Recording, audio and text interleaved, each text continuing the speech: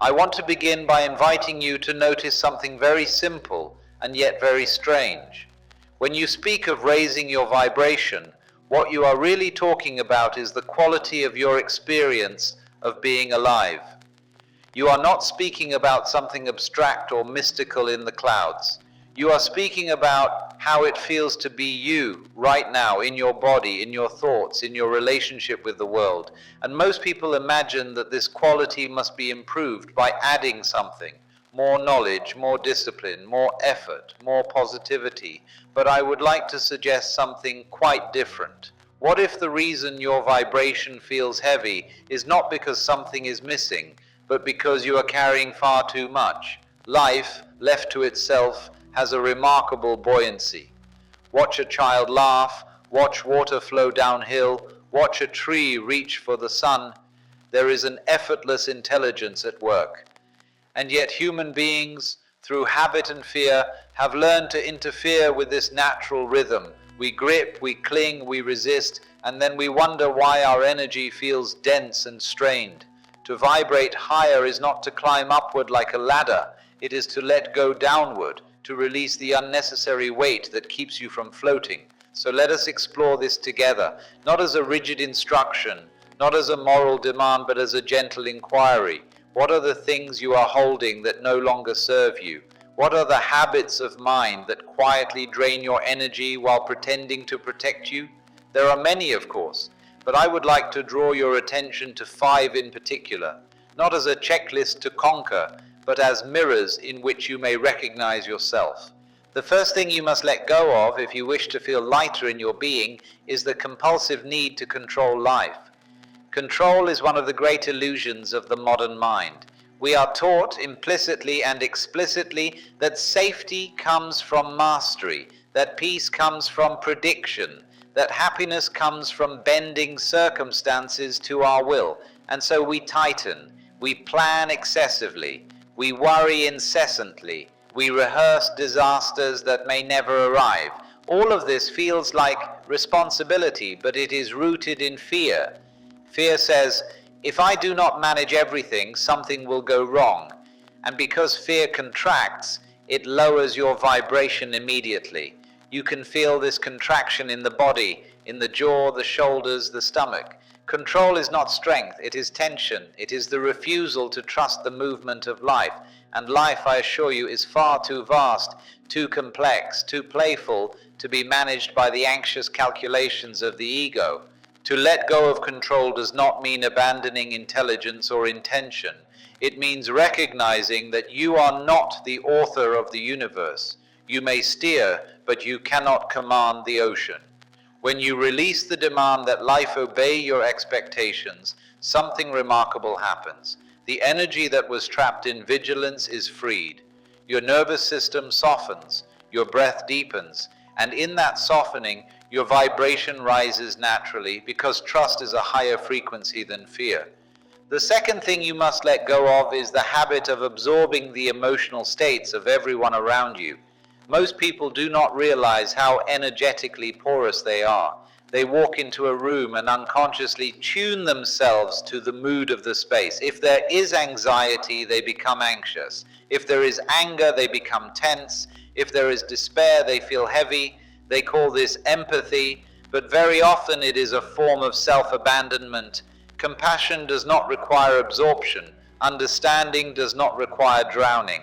When you carry emotions that are not yours, your own inner signal becomes distorted.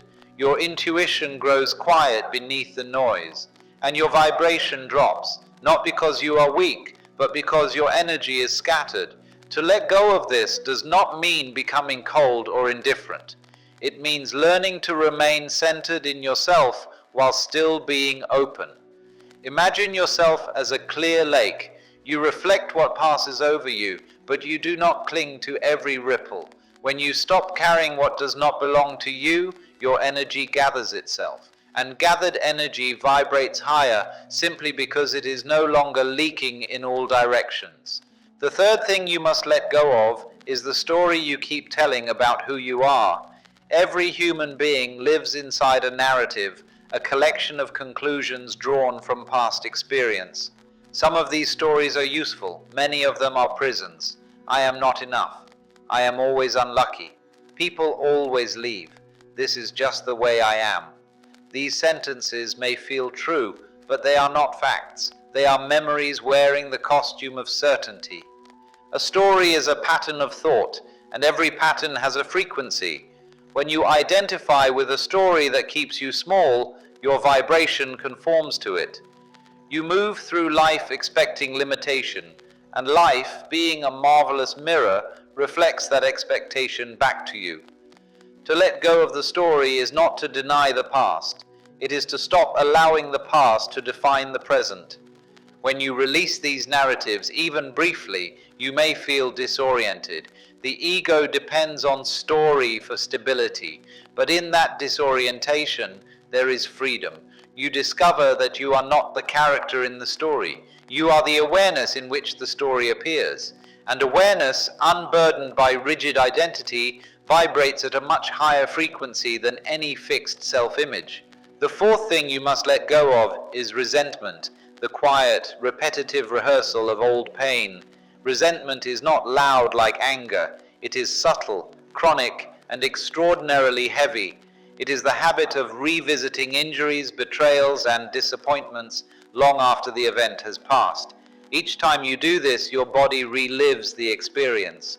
Your nervous system does not know the difference between memory and reality. Resentment anchors your vibration to the past. It keeps your energy circulating around what was instead of flowing into what is. Forgiveness, in this sense, is not a moral virtue. It is an energetic necessity. To forgive is to release your grip on the past, to reclaim the energy you have been investing in suffering.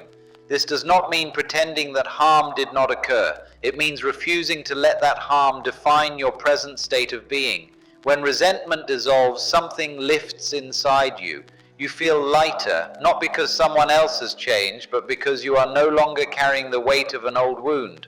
And lightness, quite literally, is a higher vibration. The fifth and perhaps most profound thing you must let go of is the fear of being your true self.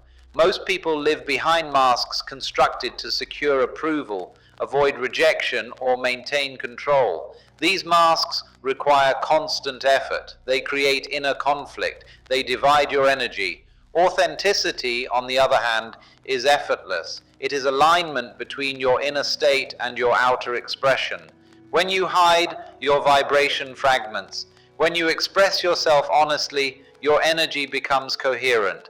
This coherence is felt by others as presence, confidence, and ease. To let go of the fear of being yourself is not reckless exposure. It is the recognition that the cost of hiding is always greater than the cost of being seen. Now, as these 5 weights begin to loosen, the need for control, emotional absorption, limiting stories, resentment, and fear of authenticity, you may notice something subtle. Your vibration does not rise because you have achieved something. It rises because you have stopped interfering with your natural state. You are returning to yourself. Letting go is often misunderstood as loss. In truth, it is remembrance. You are not discarding anything essential. You are shedding habits that were learned in fear, and anything learned can be unlearned. The moment you release what does not belong to you, your energy reorganizes itself. Your perception changes. Life begins to feel more fluid, more responsive, more alive. When your vibration rises, you do not float away from the world. You meet it more fully. You become more sensitive, not less, but without being overwhelmed. You respond rather than react. You participate rather than resist. And in this participation, you begin to notice something extraordinary. Life responds to you differently, not because you are manipulating it, but because you are resonating with it. To live in a higher vibration is not to maintain a constant emotional high. It is to remain present, open, and unburdened. Presence itself has a frequency. It has no past to defend and no future to fear. Each time you return to the present moment, not as a technique but as a gentle recognition, you align yourself with the natural rhythm of existence. And so, as we come to the end of this reflection, I want to leave you with this understanding. Your natural state is already light. Your natural state is already clear. What lowers your vibration is not life itself, but the ways you have learned to resist it. When you let go of what you were never meant to carry, you do not become someone new. You remember who you have always been. To vibrate higher is not an achievement. It is a release. It is the quiet joy of laying down unnecessary burdens and discovering that you are always free to rise.